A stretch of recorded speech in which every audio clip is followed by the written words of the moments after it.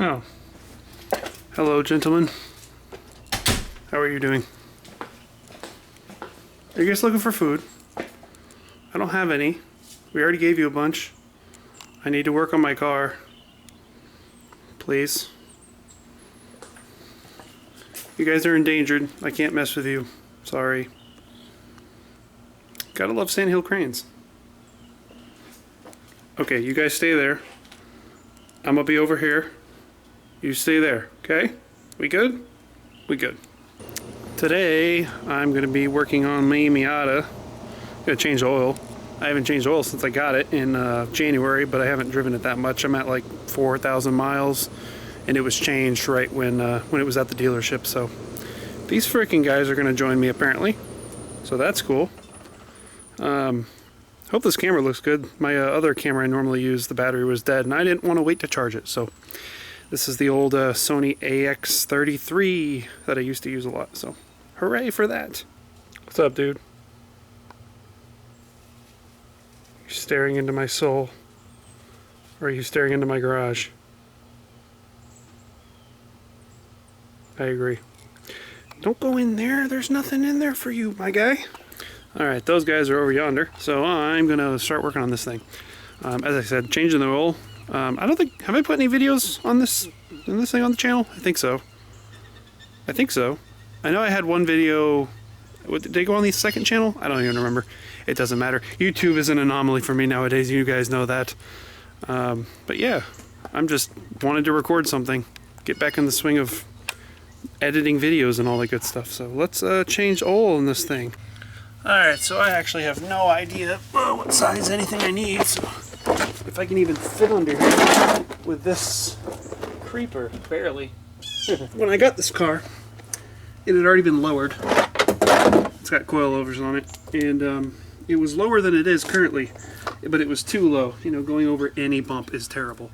So I raised it up about an inch from where it was, and even then, it's still about an inch lower than stock. So it makes it fun to try to get anywhere underneath it, even up on risers like it is up on ramps.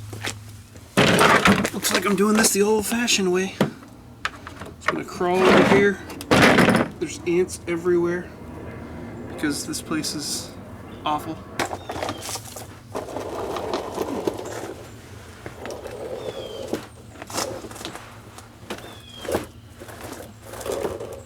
Alright, that's right there. I say I haven't changed oil in this before. I have changed oil in my friend's Miata, who's got basically the same generation, different year, but same generation.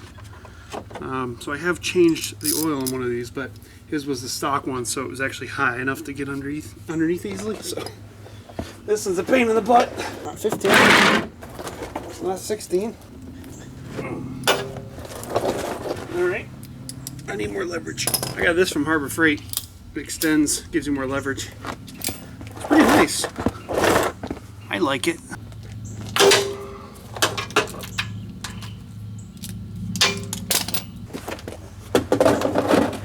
See if I can get this out of here without getting it all over everything. Easier said than done often on a normal car, let alone a vehicle with no room. But I'll try. There you go. Not too bad. Just a little bit of mess. Of course, I didn't remember to grab towels, but you know, such is life. And the birds are back too. Let me go shoo them off. I got a question for everybody. They always say in the manuals that if you're changing your oil, you should change either the drain bolt or the washer that's on it. And I almost never ever see anybody actually change the washer. I've been changing my own oils forever, and I've never done it, and I've never had any leaks or anything. Hell, we have a truck from the year 2000, and I've done most of the oil changes on it since I became a little bit older. My dad did them before. We've never changed that. It's like the stock bolt, stock washer. That thing does not leak. Anyone actually ever do that? Let me know in the comments. I think that's drained enough for my purposes. Oh, let's see if I can get this back in here without dropping it into the pan. In case you guys are wondering, this is a 2013 Miata NC. I got it in January. A friend of mine bought his like 2 days before, and I was like, we've always talked about getting Miatas, and I've always wanted one. He finally got one. I got to drive it around. I'm like, this thing is awesome. I need one, and found one for sale local that was not too bad of a price considering the price of used cars and especially Miatas right now. And yeah, I got it. I shouldn't have got it for reasons I'll go into later, but I did anyway, and here we are. Freaking birds are in my garage again. Sandhill cranes, I tell you. They're eating under my car. Hold on. These freaking guys. They were just in my garage. You're not guys aren't going to find anything in there. The only food in there is in a refrigerator, so please. Give me a little bit of room, guys. You guys are endangered. You guys are protected. I can't do anything. Although I hear that you guys taste really good if you barbecue. They call them ribeye in the sky, apparently. But they're protected and endangered, so you can't eat them or hunt them or anything. I wouldn't want to anyway. They're pretty cool animals. So, you know, they're really cool because they'll eat out of your hand and everything if you feed them. That's what my brother's been doing, which is probably why they're here bothering me. But, you know, what are you going to do?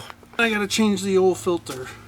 I don't know where the filter is on this thing. I think it's over yonder in the back of everything. Plenty tight. Don't make it too tight. All the good stuff. Doesn't need to be 400 foot-pounds on. Just needs to be snug. Where the hell do they put the oil filter? Is it down there? I think it's down there. Please hold. Don't worry, I'm a professional. Oh, I see it. It's way over yonder. That is the worst place to put an oil filter. I gotta jack it up over on that side. Okay. You notice the downside to having a car that's lowered is you can't fit a damn jack stand underneath it. I have like lower profile jack stands, and even those don't fit properly. You can call it precarious or dangerous, and I would agree with you. But that doesn't stop me from trying.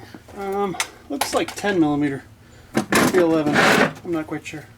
When in doubt, power tools.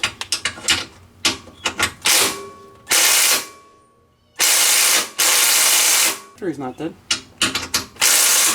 There you go. And we will go through the rest.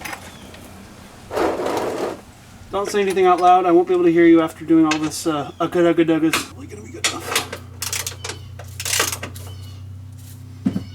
Oh yeah, see, it's not even on. That impact drivers is garbage. I need to get a new one. I've had that thing for about 8 years. I mean, like, that wasn't even like really tight. I'm trying to do this softly so I don't whack my hand in anything, because I should be using a deep well socket.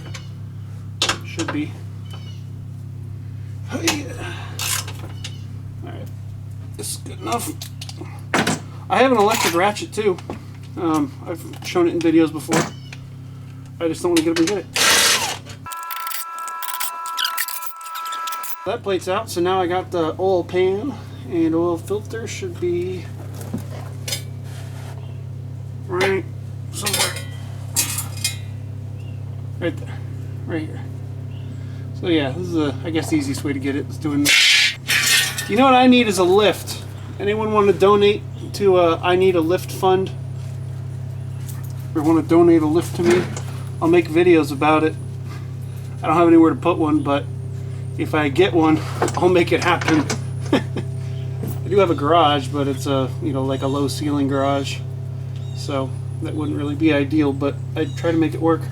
That or I'd try to build a shop of some sort in the backyard, but there are reasons to why I haven't done that yet. Let's get this oil filter out. Hopefully they didn't torque it down to 7,000 pounds. I always do my oil filters just hand tight, and they don't leak. Come on. Oh, you bastard. Okay, I need an oil filter wrench. I always make it to where it's hand tight, snug as you can get it hand tight. That way you don't have to use an oil filter wrench to get it off. They don't leak. That's what the gasket's for. But this was done at a dealership. They probably tightened it down with the force of 700 impact drivers. So get the wrench. So I'll probably go into it a little bit more in a little bit, but I am well, not unemployed, but I'm not working at the same job I was at for the last couple years. I was working in the transportation industry, so to speak, and it's not doing too well with the COVID and everything. So I survived almost all the layoffs until the very end. And they're like, hey, we can't afford you or your position, so see y'all later. And, you know, sad boy, but such is life, I guess. So yeah, I'm back at Lowe's. Remember when I worked at Lowe's all those years ago? The high dollar unemployment here in Florida ended literally the day I became eligible to get unemployment. So I can't survive on that. So I just said screw it and just went out and got another job really quickly because, you know, I worked there before, and, you know, all the management there knows me and knows I'm good. So they were, you know, they had a couple positions open and they were able to take me on in like less than 2 weeks. So definitely doesn't pay as well as what I was doing, but it pays better than unemployment, and it's pretty straightforward and easy. I mean, it's just customer service and all that. I work in plumbing, which is cool. Never worked there before for a while. I worked in tools and hardware before, so I'm an expert in tool stuff. Plumbing, not so much, but I'm learning. No one at a Lowe's or Home Depot actually is an expert in anything anyway. If you go to a Lowe's or a Home Depot expecting to get plumber's advice, you're not going to get that. Some of us know more than others, and some of us do have experience doing things, but we're definitely not plumbers. Otherwise, we'd be making $200 an hour and not less than 15. But, you know, this is how it goes, right? Some people come in expecting, they expect you to be a plumber, and when you tell them you're not a plumber, they're like, well, who's the plumber I can talk to? And you know, you try to help them, because there's, when working in a store like that, there's like the 90% of customers are asking the same 3 questions. So generally, it's an easy something. It's, you need this, you need that. But people come in with the wackiest questions sometimes, or, you know, they royally screwed something up, and they're just like, I need to fix this. And what they mean by that is, I need you to fix this. And when you tell them, like, hey, this is kind of out of the scope of what I or anyone else here could do, you need to call a plumber, they get mad because they don't want to call a plumber because they know how expensive it is. Which I totally understand, but, you know, if you want your toilet to work properly, you're probably going to need to call a plumber. Like I said, 9 times out of 10, the questions are always, you know, they're the same, like 3 questions. So it's not, most of the time it's things that we can help with, or they're just looking for a part or something. But when you go into a Lowe's or a hardware store like that, and, you know, you're trying to replumb your entire house without spending more than $20 or something, like, you're gonna have a bad time, because that's not what they're there for. Sometimes you just gotta bite the bullet and call a plumber. You know, we can only do so much.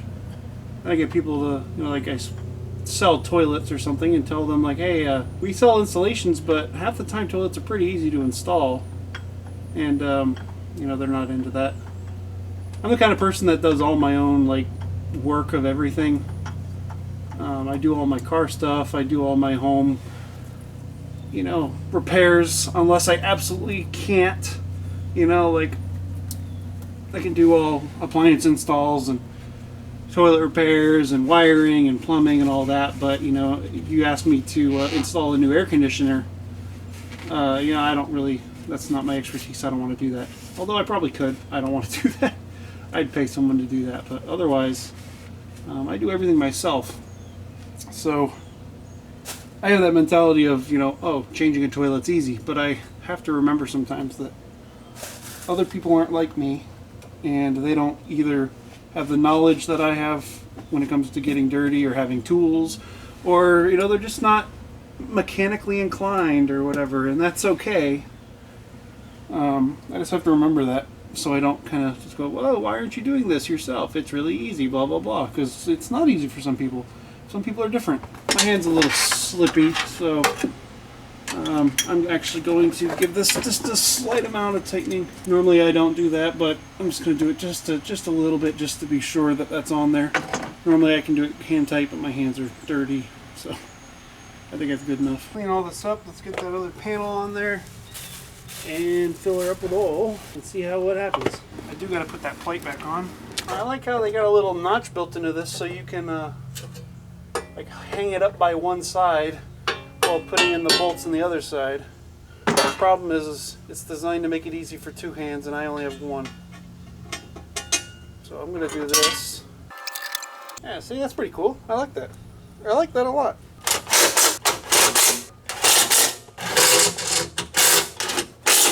One little tighten up, call it a day. I'm sure there's a torque spec for these. I don't know what it is. I don't want to strip it because it's just going into sheet metal, so that wouldn't be very good. This wasn't the jankiest thing I ever did, but it was kind of janky. About time I had to change it.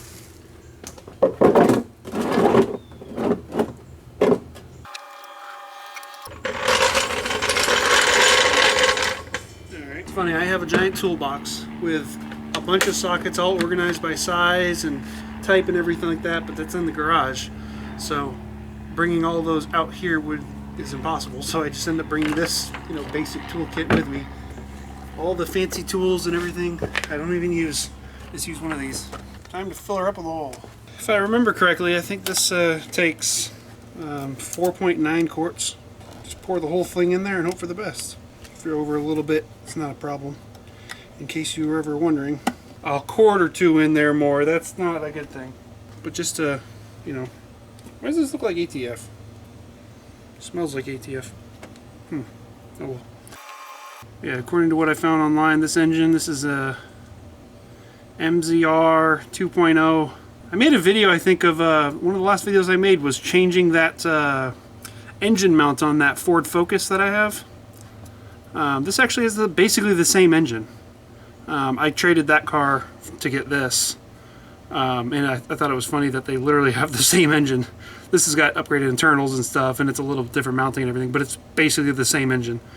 Ford made them both, so I thought that was pretty funny. I'm going to, this is, it's like 4.5 quarts. I should be a little low on the gauge there. Should be a little low on this. Yeah, just a hair low. So I'll just throw the rest of it in there for a little bit of assurance. Call it a day. So this is literally like a quarter of a quart left in here. So it says 4.9. Of course, I didn't put any in the oil filter, so some of that will go into that when I start up the engine. That should be good enough. Save this to put the old on. Always check for leaks. I don't see any leaks. There is a spot right there, but that's from when I moved the pan. So I don't see any new leaks currently leaking, which is always good. Let's start this thing up and pull it off these blocks. Gotta put these little blocks down here at the bottom of the, because this is so low it actually won't go up these ramps. So I had to put little pieces of wood to as the transition to kind of get it up and over this front lip. Pain in the butt. So I don't like lowering vehicles, but what are you gonna do? I didn't lower it, someone else did. I will say, there's a white spider there. See that? Hold on. Let's be smart about this because I don't know if that's deadly or not. I don't think it is. Still want to be smart about it.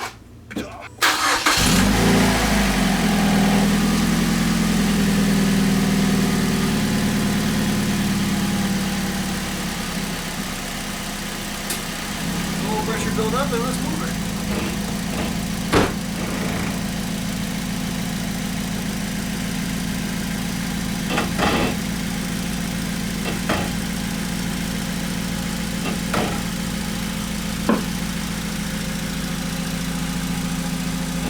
All right, sounds like she's working.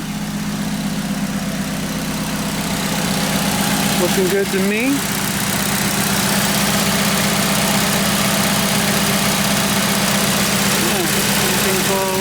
drive this thing around. I haven't really driven it much.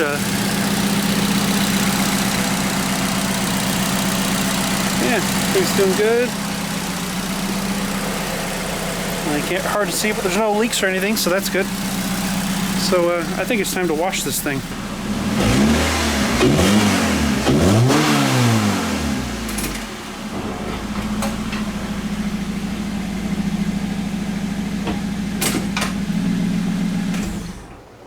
In case you're wondering, yes, it is automatic.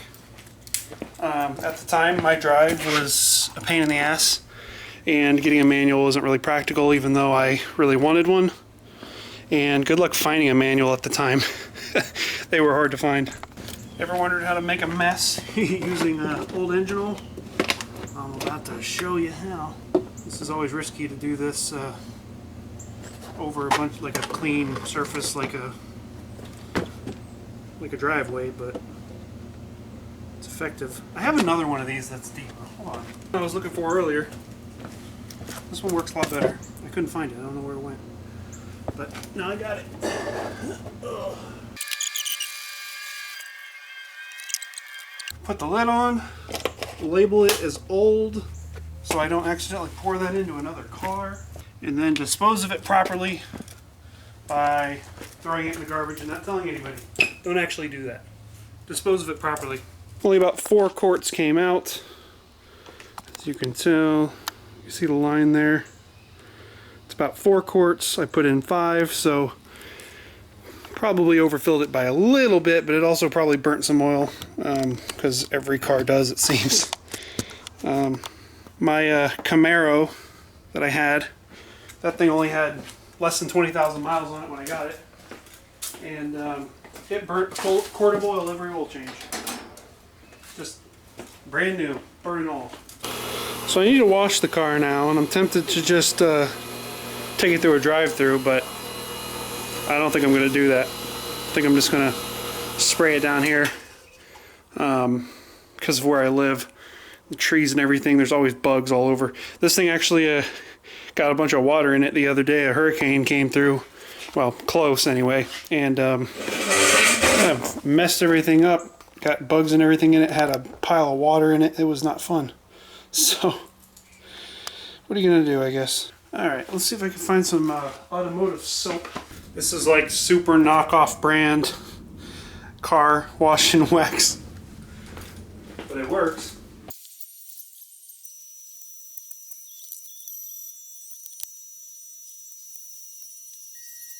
I'm going to dry it off now, see if I can take it for a spin.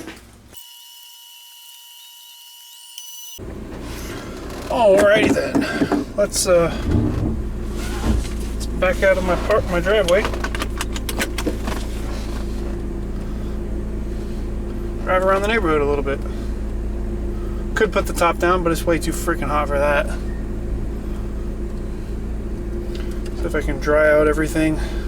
Luckily the grass is not too wet because I've got my other car is parked in the driveway, like where it's like a single car width, so I have to drive into the grass to go around it, and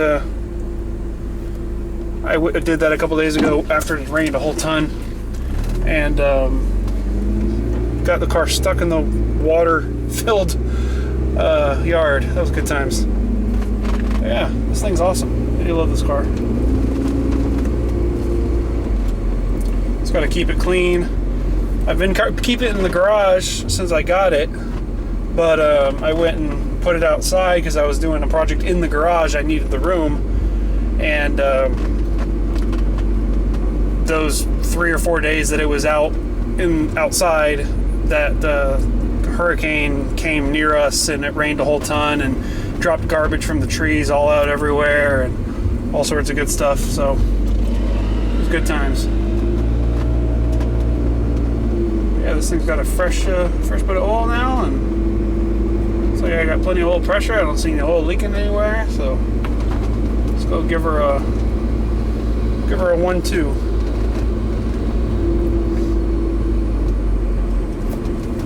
There's an oil life setting on there, is there not? No, I guess not.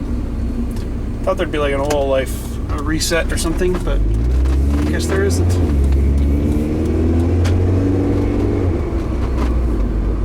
I have a aftermarket exhaust on this. It is a Goodwin Racing Helmholtz Race muffler single exit. It's awesome. It's really good. It's loud and it sounds good, but it's not too loud. When I got the car, it was straight pipe. There was no muffler, and it was just loud and annoying all the time.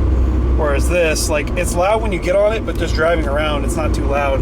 I mean, it is a soft top, so it's going to be loud road noise-wise, but you don't really hear the exhaust too much. Like, you can hear it a little bit now, but if I were to bump it down,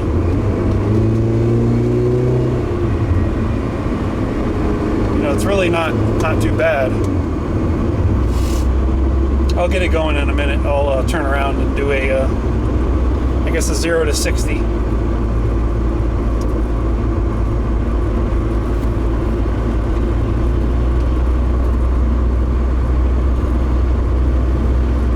I've only done a 0 to 60 a couple times in this car, but it's a fun car. I really do like how it drives, especially with the lowered suspension, the coilovers and everything. It makes it handle quite a bit differently than like a stock one.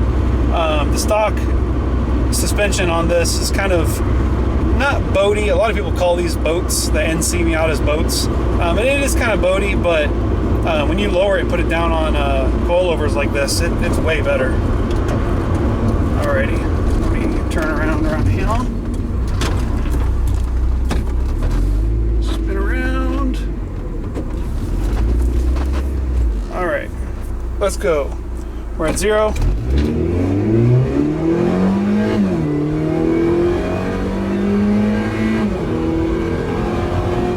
Right there.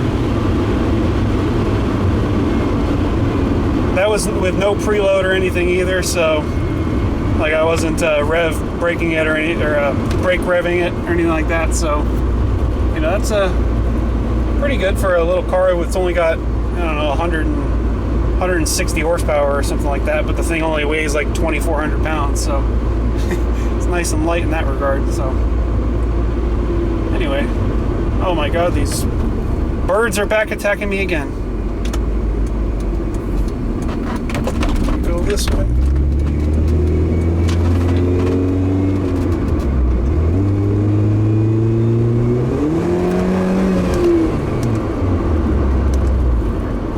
I hear a little bit of noise coming from the differential. I got to change that fluid next. I don't know if it's getting low. I think you're only supposed to change it, according to the manual, about 80 to 100,000 miles. I only have 65,000 on it, so I guess it's getting closer than not, but it should be fine. But I hear just a little bit of like a whiny kind of sound coming from back there, so I guess if that's probably need to change it. So I'll go and look at that next weekend probably, or next time I have a day off. Of course, we're working in retail. We don't have days off. Like, I don't have weekends off or anything. We just kind of work. We get 2 days off a week, but those days change every week. So I've had the last 2 days off, and then I work the next 6 days straight. I have 2 days off, and then I work another 6 days, or work 7 days straight. These 6 days are all closings, and then the 7 days straight are all openings. So hooray for having to wake up at 4:30 in the morning for 7 days straight. Gotta love it, but what are you gonna do? It's money, it's a job, I'm not unemployed, and I'm happy about that, so it's the best I can do. I am applying to positions that are more like what I was doing. Of course, am a CAD modeling, 3D modeling, 3D printing specialist, any sort of 3D kind of thing. That's what I do. Product development is what I was doing before. So any of that kind of stuff is what I'm good at, and that's what I'm looking for. Problem is, where I live, there's not a whole ton of like commercial companies that do that kind of stuff. All the jobs that are similar are like, 45 minutes to an hour away, which if I'm getting paid enough is fine, because I worked about 45 minutes away for the last 3 years, and that was fine. I was getting paid good enough, and it made up for the time. But you know, if a lot of these places now are like, hey, we're looking for this, that, and the other, and they're paying barely more than what I can get working retail. So I'm like, I'm not going to drive an hour for $15 an hour when I can make that 10 minutes away from my house, working a simple job of just showing people where the toilets are. So, you know, these companies are freaking crazy right now. And then I did have an interview with one place, but they were looking for like a doctorate level kind of person. Didn't say anywhere in the job description that's what they were looking for, and they didn't say anything when they did a pre-interview with me. Then I get there and they're just like, hey, can you explain this deep electronic theory topic?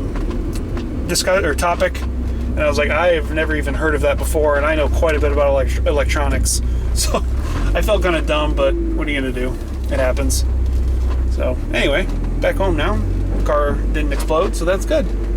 So yeah, I guess that'll be the end of the video. For those 3 or 4 of you who have stuck through this whole video, I appreciate your support. And I got a couple ideas for videos that I want to make coming up about laser cutting and a couple other things. I just haven't had the time or energy to actually make any videos, but you know, the time will come. I've not been feeling great the last couple months, so oh my goodness, hold on, give it to me now. Well, you can kind of see me, but not really that great. Hi everyone. So anyway, I appreciate all of you who've watched this video, watched me forever. Yeah, that's really it. I'll make some more videos soon. If I don't, then sorry, but you know, life's been fun recently, so I appreciate every one of you guys, and until the next video, I will see you guys later.